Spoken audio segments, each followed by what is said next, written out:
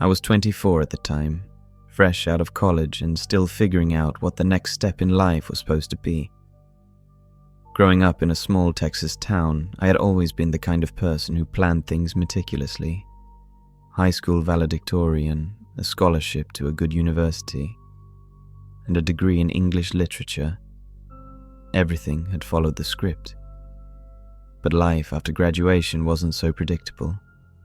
The job market wasn't exactly welcoming, and my carefully laid plans didn't account for the crushing reality of student loans and rejection letters. The sudden uncertainty about my future felt like a betrayal of everything I had worked toward. I moved back home for a while after college, a decision that came with its own challenges. My parents were supportive, but there was an unspoken tension. They'd expected me to have everything figured out by now, just as I had expected of myself. Living back in my childhood bedroom, surrounded by old trophies and yearbooks, felt like a step backward. It wasn't long before I realized I needed to get out and make my own way, even if it meant taking on odd jobs. Babysitting wasn't a bad gig. Most of the time it was straightforward. Put the kid to bed, keep the house from burning down, and help myself to a well-stocked fridge. Easy money, right? That's what I thought when I agreed to babysit for the Claytons one Friday evening in March. They lived in an upscale suburb just outside Dallas, the kind of neighborhood with perfectly manicured lawns and driveways big enough to host a basketball game. The house itself was enormous, almost intimidatingly so, with high ceilings and way too many rooms for a family of 3. It was the kind of place that made me feel small, as if I didn't belong there. The Claytons had one child, a baby girl named Emma. She couldn't have been more than 6 months old. I'd met her briefly during my initial visit to the house a few days prior. She was a sweet little thing, all chubby cheeks and bright eyes. Mrs. Clayton had walked me through the usual babysitting checklist, where the diapers were, how to use the bottle warmer, and most importantly, the baby monitor. Mrs. Clayton had a nervous energy about her, constantly smoothing her hands over her clothes and checking the time.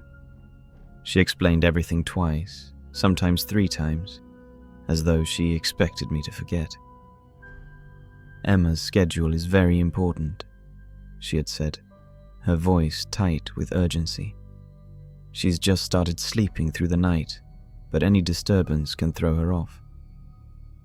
Mr. Clayton, on the other hand, seemed completely at ease. He was one of those people who radiated confidence without even trying. Tall, well-dressed, and quick to crack a joke, he contrasted sharply with his wife's anxious demeanor. I remember wondering how they had ended up together, their energies so opposite. "You'll want to keep this with you at all times," Mrs. Clayton said, handing me the small device. "Emma's room is at the far end of the hall, so this will help you hear if she wakes up." I nodded, tucking the monitor into my pocket. It seemed simple enough. I didn't think much of it at the time. After all, I'd babysat before. I knew the drill. The Claytons were dressed to the nines when they left that evening.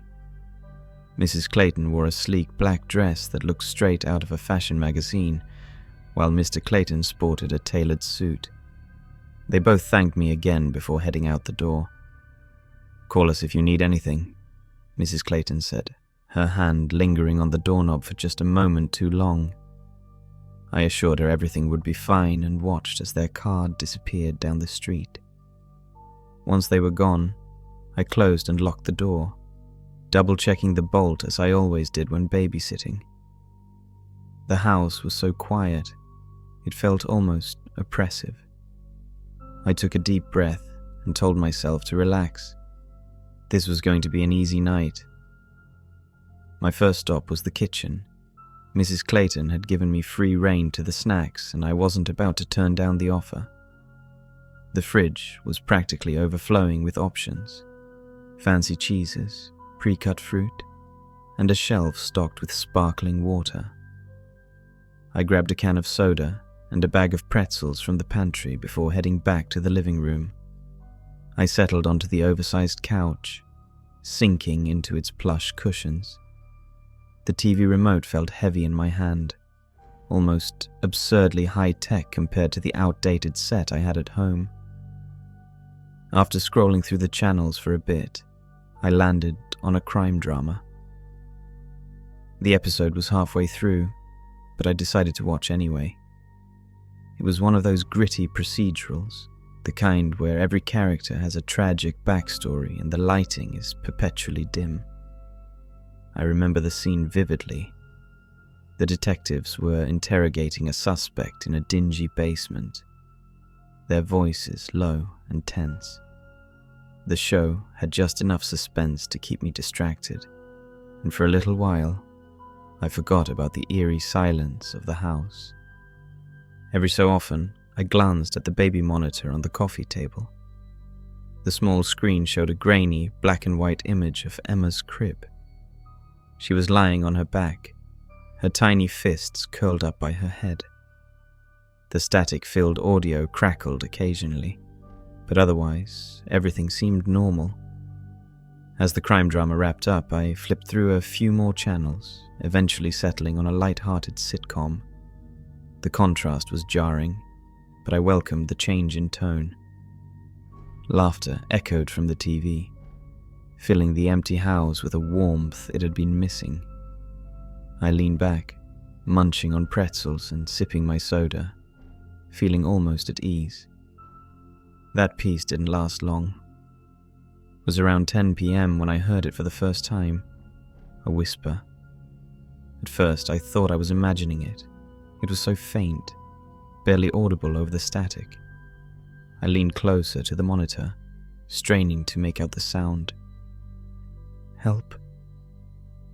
I froze. The voice was soft, almost fragile, like a breath barely pushing its way through the microphone. My first thought was that Emma had woken up, maybe crying or making baby noises that my tired brain had misinterpreted. I grabbed the monitor and held it closer to my ear.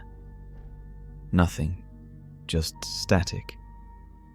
I told myself it was nothing, a trick of the mind, maybe interference from a nearby device. Still, I felt uneasy. I got up and made my way down the hall to Emma's room. The house seemed darker than before, the shadows stretching longer against the walls. When I reached the nursery, I paused outside the door listening. Silence. Pushing the door open, I stepped inside. The room was bathed in the soft glow of a nightlight shaped like a cartoon bunny. Emma was in her crib, sound asleep, her tiny chest rising and falling with each breath. Everything looked perfectly normal. Still, I couldn't shake the feeling that something was off. I stood there for a moment, watching her sleep. The monitor in my hand crackled faintly, but there were no more whispers. Satisfied that Emma was fine, I returned to the living room, trying to brush off the strange incident. But the whispers didn't stop. Over the next hour, I heard them again and again. Each time they were fleeting, barely there, and always gone before I could make sense of them. It wasn't just one voice either. Sometimes it sounded like a man, deep and gravelly. Other times it was high-pitched, almost childlike. I checked Emma's room twice more, but everything was always as it should be.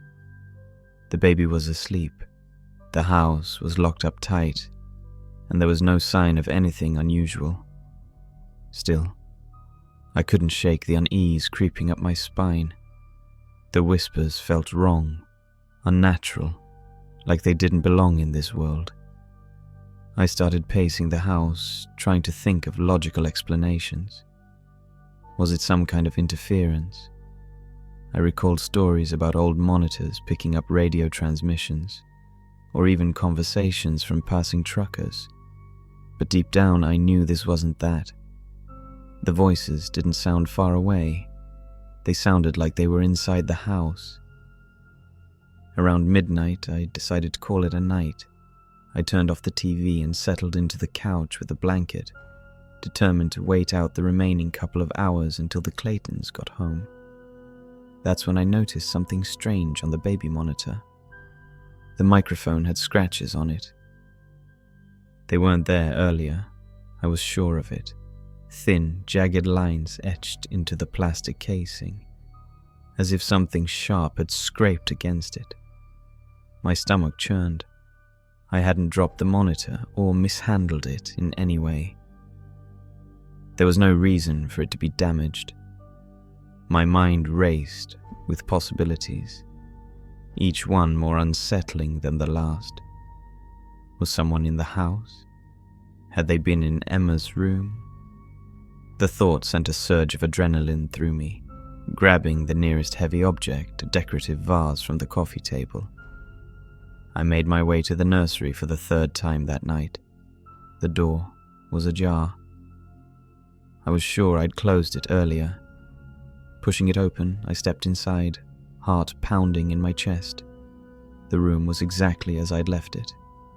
Emma was still asleep, undisturbed, but the feeling of being watched was overwhelming, like a weight pressing down on me. That's when I saw it, a faint smudge on the window.